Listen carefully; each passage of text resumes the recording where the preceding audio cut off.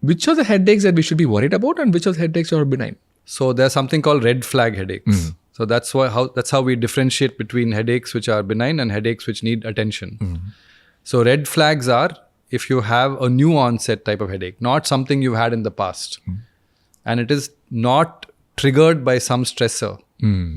So for example, lack of sleep or stress or whatever, exercise, these kinds of things can typically trigger headaches in people. And these are headaches that are part of day-to-day life. We often get headaches and we take a pill and we're okay. So those are benign headaches. But if you get a new onset headache, which you never had in the past before, something different, and it is progressive. Like I said in the earlier discussion which we had on stroke, where strokes are happening in a few minutes to seconds, tumors are more progressive. They're increasing because the tumor is growing. And then the other important thing is you get early morning vomiting and blurring of vision. Those are signs of raised intracranial pressure.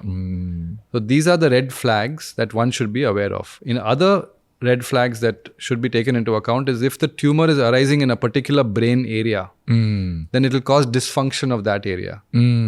But sometimes it may arise in a relatively silent place where there are no symptoms related to that area. So for example, the right frontal lobe, for example, it does not give rise to any obvious clinical symptoms sometimes. But if it was arising in the left frontal lobe, where the speech area is, then the person would have dysphasia, which is an abnormality in the speech. So these are all symptoms localization. So localization of symptoms, but the sad thing about glioblastomas is we often diagnose them when they're quite large.